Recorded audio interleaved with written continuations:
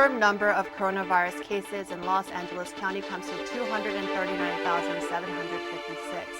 The confirmed number of deaths reaches 5,759. Here in Torrance, the total number of confirmed cases is 1,285, with total confirmed deaths remaining at 64. We anticipate those numbers to increase as the county updates its last 24-hour operating period. Welcome to COVID-19 Today. I'm Christine Lee. It's 2 p.m. on Sunday, August 30th. The number of confirmed coronavirus cases worldwide tops a startling 25 million today. That's according to Johns Hopkins University. The U.S. unfortunately leads the count with 5.9 million cases, followed by Brazil with 3.8 million. The U.S. Centers for Disease Control and Prevention believes those numbers are actually much higher, potentially 10 times more. As of Saturday, the death toll in the U.S. reached more than 183,000. In California, there have been more than 693,000 positive cases of COVID-19 and more than 12,000 confirmed deaths to date.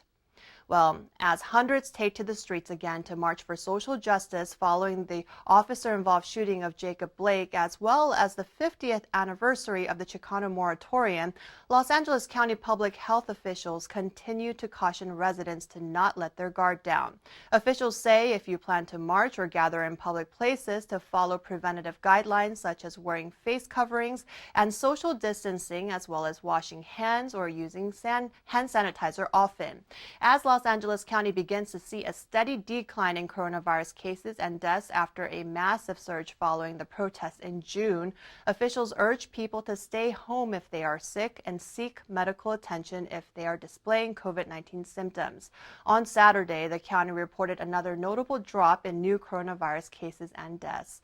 The number of people hospitalized as of Saturday was also down from Friday, which is well below last month's numbers. As Labor Day holiday weekend approaches, Los Angeles County public health officials are heeding warnings of possible resurgence of COVID-19 if the public is not careful. The county's public health director, Dr. Barbara Ferrer, says any sort of gathering, big or small, with members outside of your immediate household poses a risk. She says in order for the county to move through California's new tier structure, which allows for the county to reopen more businesses and sectors, we must slow the transmission of COVID-19. Currently, Los Angeles County remains in Tier 1, labeled as purple, which has the most widespread community transmission rates, with about 13 new cases per 100,000 residents. This tier carries the most restrictions. In order to move down to Tier 2, the county must reduce the transmission rate to 7 new cases per 100,000 residents. Dr. Ferrer says if you are planning to throw a party or attend an event, hang out in crowded spaces, or insist that the public health rules don't apply, it will make it that much harder for the county to move to less restrictive tiers, as well as make it more difficult for children to go back to school and adults back to work. The public is reminded to stay home as much as possible, social distance when out in public, wear face masks, and wash hands often to minimize the risk of infection. Torrance Fire Chief Martin Serna is urging fire chiefs across the Los Angeles area to help flatten the coronavirus curve among first responders while continuing to serve in their communities during this time of need.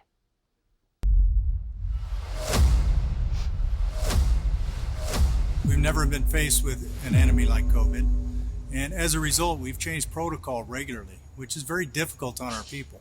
It's a learning curve for everybody, I believe. Being in the station, wearing a mask, just changing the routine, I know is very hard for firefighters. But we're in a new era, new world, we have to adapt. When we get through this, we're going to be able to review and look at some best practices as we move forward. Some of the things that we are fighting against now will probably become a new best practice for us as we move forward. We're seeking a lot of leadership and guidance from outside influences. We're dealing with government, political statements and challenges every day, and that affects the fire station life. So I think our leaders are being challenged to portray a message to their people, lead them, guide them, provide for their safety, but the target keeps changing. Cerna, who serves as the Los Angeles Area Fire Chiefs Association president, shared a second message to fellow chiefs who've agreed to participate in a COVID-19 safety stand-down. In the second message, Chief Cerna acknowledged why the safety stand-down is still needed. The goal is to educate personnel of the severe risks that COVID-19 still represents and strongly emphasizes the importance of continuing to use proper PPE, washing hands, and physically distancing among employees. Fire department personnel are asked to view the safety stand-down video to help minimize the risk of infection as the nation continues to grapple with this virus. Fire departments are encouraged to embrace the use of face masks as part of their safety equipment, as the virus will likely be a concern for an extended period of time. Members are asked to also comply with health directives ordered by the county's public health department, especially within the fire stations. Personnel should assume that anyone could be contagious, and precautions should be taken by reporting all exposures, symptoms, and isolating oneself following an exposure. The Los Angeles Area Fire Chiefs Association is made up of 30 fire departments in the Los Angeles region. The California Department of Motor Vehicles is considering more ways to expand services online to minimize the risk of infection during the pandemic. Since March, the agency has expanded its DMV Express program statewide to speed up the Real ID process and allow for vehicle title transfers, registrations, duplicate driver's license renewals, and other services to be completed online. Online transactions increased from about 1.8 million in July 2019 to more than 2 million last month. The DMV closed more than 160 field offices to the public at the end of March for 6 weeks after workers expressed concerns about the spread of COVID-19. Reports showed at least 41 DMV employees contracted the virus. For those considering coming into the DMV, officials asked them to go online first to see if there are services that can be done virtually. Go to dmv.ca.gov. California lawmakers are taking action and moving forward to find ways to right the past wrongdoings. State senators approved AB 1321 titled Task Force to Study and Develop Reparation Proposals for African Americans. The measure to create a 9-member commission returns to the Assembly for final vote before lawmakers adjourn for the year on Monday. The new legislation would require the task force to conduct a detailed study of the impact of slavery of California and recommend to the legislature by July 2023 the form of compensation that should be awarded, how it should be awarded, and who should be eligible for compensation. The panel would begin meeting no later than June 2021 and could also recommend other forms of rehabilitation or redress. According to legislative analysts, reparations could take the form of cash, housing assistance, lower tuition, forgiving student loans, job training, or community investments.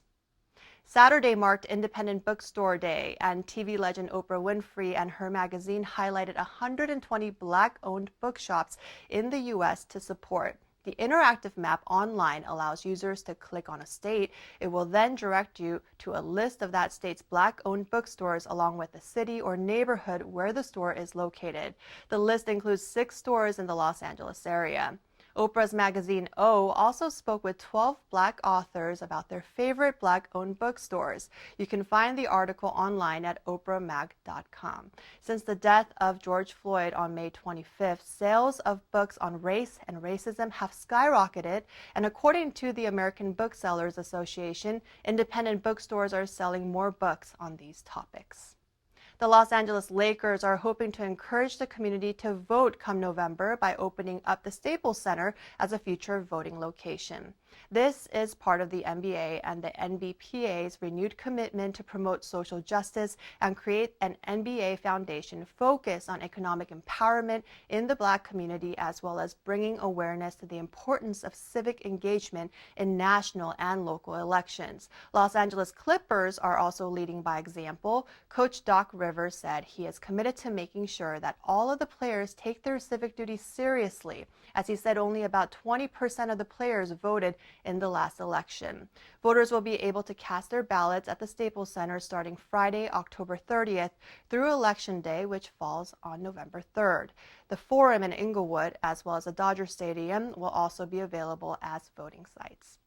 The nation's first department store, Lord & Taylor, is officially going out of business. Company officials announced plans to close its remaining 38 stores, reversing its decision to keep 14 locations open.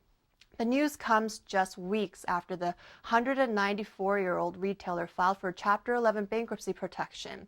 Liquidation sales have already begun online as well as in all of the remaining locations. The department store was created by English immigrants Samuel Lord and George Washington Taylor when they opened their first store on the Lower East Side of Manhattan in 1826. They were later acquired by May Company Department Store in 1986, which is now Macy's. Lord & Taylor is one of the latest in a slew of national retailers to file for Chapter 11 during the health pandemic. 7 months after Kobe Bryant's death, California lawmakers approved a bill prompting stronger privacy rules for first responders. The bill, introduced by Carson Assemblyman Mike Gibson, is in response to reports that LA County Sheriff's deputies shared photographs of the crash scene on January 26, where Bryant and his daughter, along with 7 others, died in a helicopter crash in the city of Calabasas. The bill is headed to California Governor Gavin Newsom's desk for final approval. The untimely death of actor Chadwick Boseman is sparking conversations about the need to raise more awareness for one of the deadliest cancers. The Colorectal Cancer Alliance released a statement on Saturday saying awareness and education surrounding the disease is hampered by intense stigma. According to the U.S. Centers for Disease Control and Prevention, colon cancer can occur when abnormal growths form in the colon or rectum and become cancerous. Boseman, who died at 43, battled colon cancer, which progressed from stage 3 to stage 4 over the course of 4 years. He privately underwent treatment for the cancer in between filming 7 movies.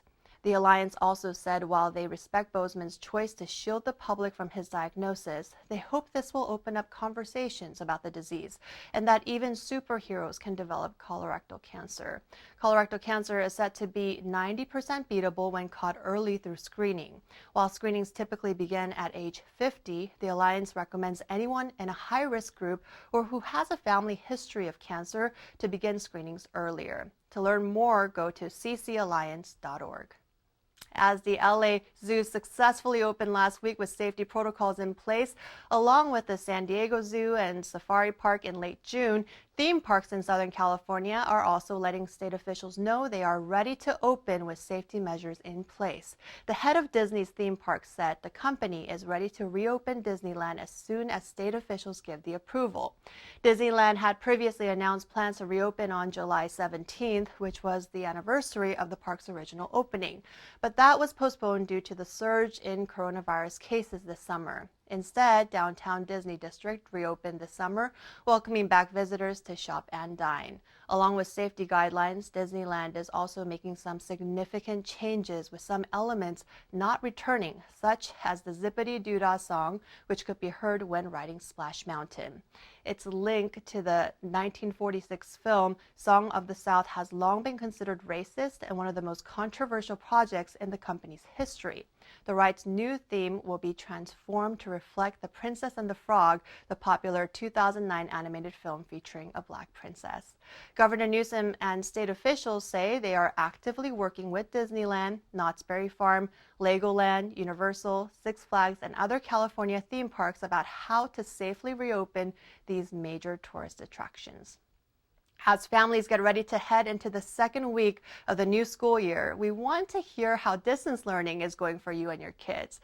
Share what tips and tricks seem to be working as your family navigates through these difficult times and unique learning models. Now, whether you have a preschooler or a teen in high school and every grade in between, we want to hear from you. Email us at covid19today@torranceca.gov.